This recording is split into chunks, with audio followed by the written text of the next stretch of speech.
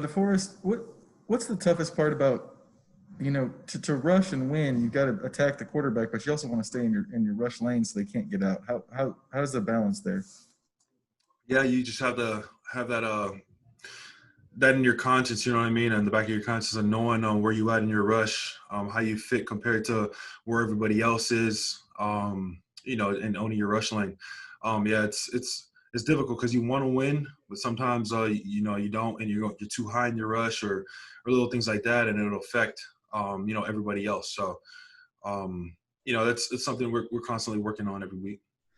Do you take pride in your ability to chase down quarterbacks? 'Cause I know you probably once when a guy does break the pocket, you probably are better at chasing him down than most tackles.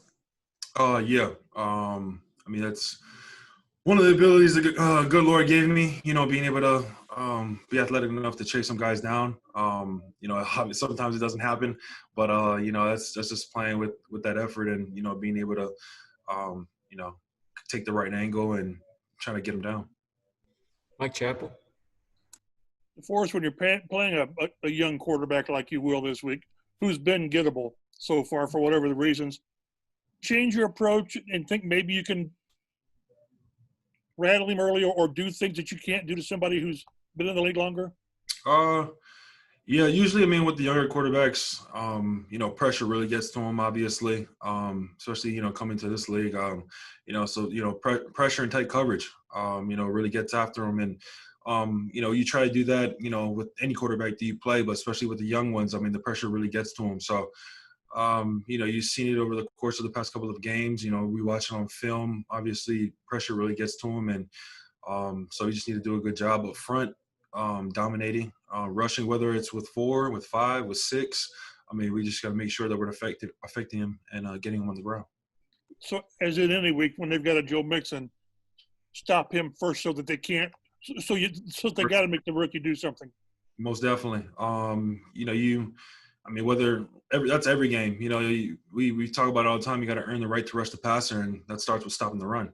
And Joe Mixon is, he's one hell of a back. He's one of the best backs in this league, and he has a great combination of size and speed. He is their run game, obviously, and he does a really good job. If you give him any air, any space, he's going to take advantage of it, and he's going to cut it back. So you got to make sure that, you got the right angle on the backside, and it's got to make sure we got 11 hats on one guy. Fabi. Yeah, DeForest, I know it's easy to fixate on sacks, but in terms of pressures and being continually disruptive, how do you think this defense is doing with that? The defensive line is doing with that?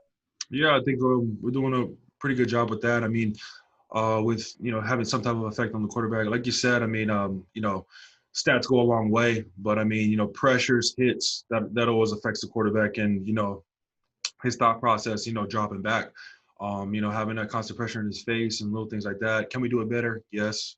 But are we still being effective? Yes. And so, each and every week, we just got to keep grinding, keep working, to finish those plays because, there is a lot that we give up, individually as a team. There's opportunities that we miss. All the time. It's crazy. We think we're good, but we can be even better. Just watching the opportunities that we simply just, we miss the layups. And we got to make sure we finish those. And when we're finishing those, that's when we can be really dominant. We'll go 3 more here. Jim Aiello.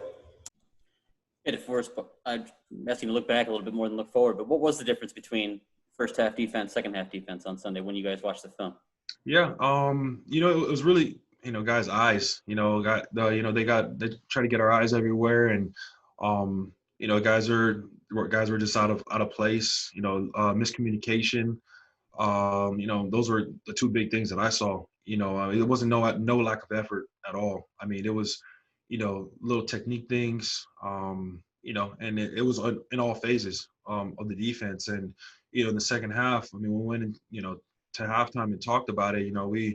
We all told each other, we're just killing ourselves. We got to make everything. We got to make them earn everything they get. And we didn't do that in the first half. In the second half, we wired in, started playing our style of defense. And, you saw, on the defense alone, I think they only scored 3 points. But we just put ourselves in too big of a hole too early, and we can't do that. George Bremer. You mentioned the focus on the run defense. How confident right now are you as a run defense? The last 4 weeks have looked pretty good from a numbers standpoint. Yeah, definitely. We definitely have a lot of confidence in our run defense, but there's always things to fix, things to clean up. Like that big third down in the fourth quarter, the last drive with Cleveland. They popped the run for the first. I think it was about 39 or something like that. And I mean, those little things. I mean, we can't have. You know what I mean? We're doing a really good job with that with the run game up to that point. It's just that one play that can hurt you, and I mean that's the one that did. And we obviously learned from it. We've been out there practicing, trying to fit it up for Cincinnati, and I mean we're really confident in what our game plan right now. I should go 2 more. Jim Aiello. You don't get to see him much because he's behind you, but when you watch film, what do you think of Bobby Okereke? He's a playmaker. Bobby makes plays. I mean, even in practice, and it translates into the game. And he's a really talented player. Obviously, they're like any player, things to develop, which is even exciting because he's already a great player. You know what I mean? And you're telling me that he can get it, and he can get better, which is crazy. And he can. And I'm excited to be able to have talented guys like him, Awalk, obviously Darius, even guys like Zaire. He played one hell of a game. He stepping in this last week, coming downhill. That's what I really love about Z. He comes downhill and he wants to take somebody's head off. And it's just, guys like that in the back end that, gives you a lot of confidence up front, knowing that those guys are back there making plays. All right, Wish TV, last one. Hey, DeForest, end with a good one here. We're doing a story on Ben Banagou, aka the King of the Kitchen. I heard he made you some lobster tail. Yeah. I just wanted to get your take on his cooking skills, and would you call him a 5-star, as they say in football? How many stars would you give him? I'd give him a 5-star for sure. I thought it was a joke at first when he told me. He was like, "Hey, Buck, you want me to cook for you?" I'm like, "What are you talking about?" And he was like, "No, on my free time I cook. I'm thinking about cooking a lobster tonight.